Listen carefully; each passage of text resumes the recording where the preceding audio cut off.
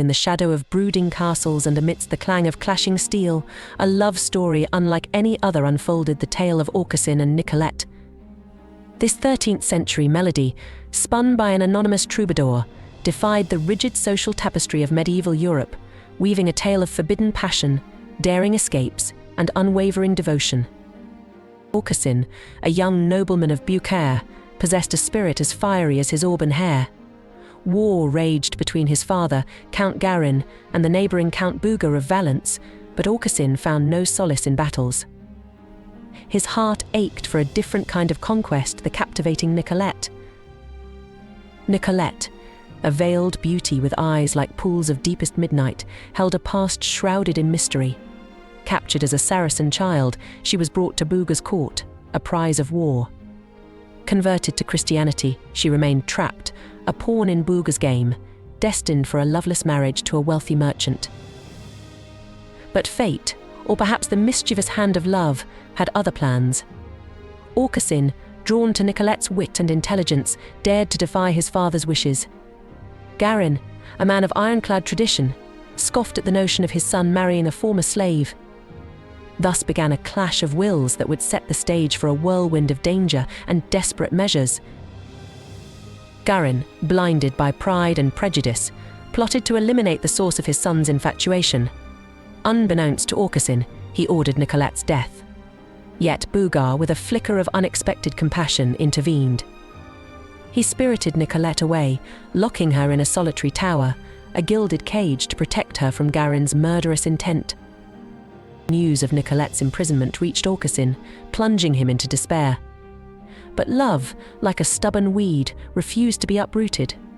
He struck a desperate bargain with his father. Aucassin would fight in the war, bringing glory to Beaucaire if only he could see Nicolette again.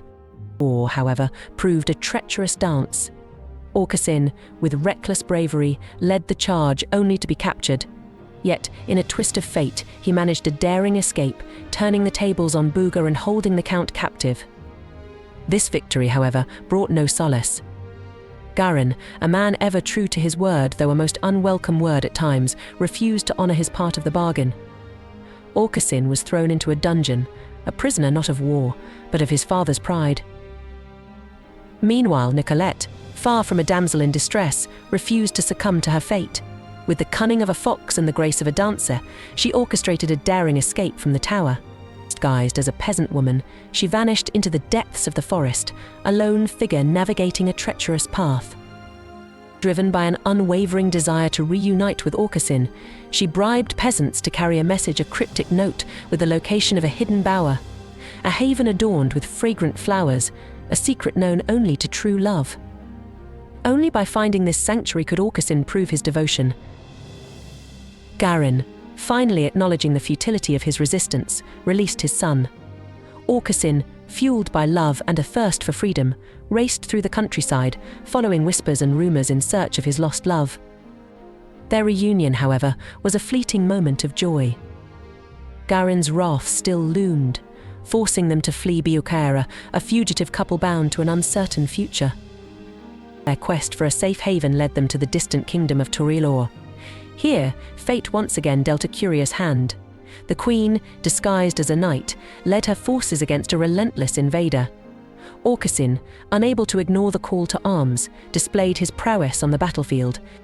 Nicolette, ever his resourceful companion, proved her worth as a strategist, her keen mind unraveling the enemy's plans. Victory was theirs, but the celebration was short-lived. The king, wary of Aucassin's bravery and the undeniable connection he shared with Nicolette, sought to separate them. A seed of doubt was sown. Aucassin, too bold, too independent. Nicolette, too beautiful, too captivating. Then, as if scripted by a cruel playwright, pirates descended upon the harbour. In the ensuing chaos, Aucassin and Nicolette were snatched away, separated by a twist of cruel fate.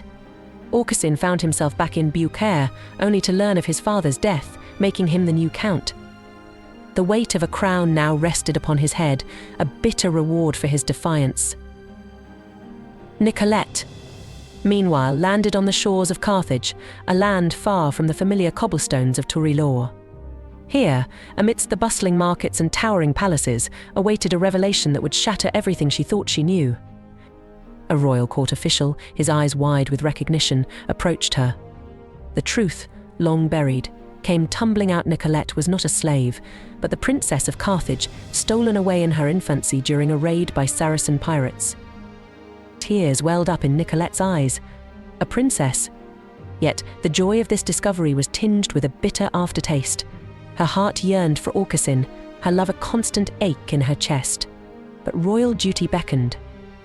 Her father, the king, planned a grand wedding, a union to secure an alliance with a powerful pagan ruler.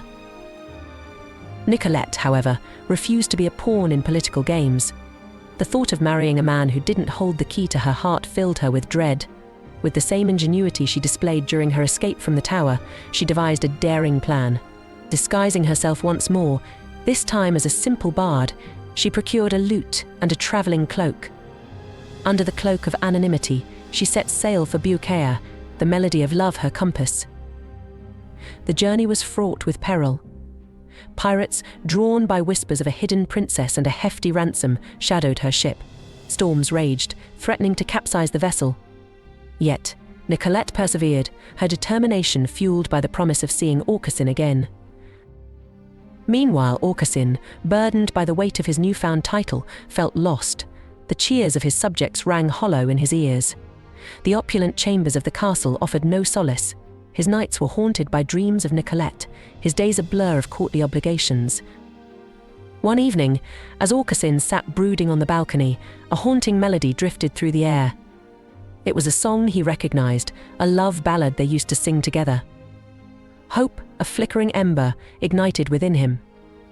He followed the sound, his heart pounding in his chest, and found himself face to face with a cloaked figure strumming a lute. The figure lifted its hood, revealing a face etched with the trials of their journey, but a face that held the same spark of defiance, the same love that mirrored his own. It was Nicolette. In that moonlit courtyard, surrounded by the watchful eyes of the castle guards, their reunion was both joyous and bittersweet. News of Nicolette's true lineage spread like wildfire through the court. The king, initially enraged by her defiance, was ultimately swayed by her spirit and Aucassin's unwavering devotion. A grand wedding was held, not for political gain, but for love. The tale of Aucassin and Nicolette, a melody woven with rebellion, resilience, and unwavering love, resonated throughout the land. It challenged social norms, defying the notion of love based on rank or wealth. It championed the power of resourcefulness and the courage to fight for what one holds dear. And so, the love story that began in the shadow of war and prejudice blossomed into a legend. A testament to the enduring power of love, it continues to inspire generations, reminding us that even in the darkest of times, the flame of love can burn brightly, defying all odds.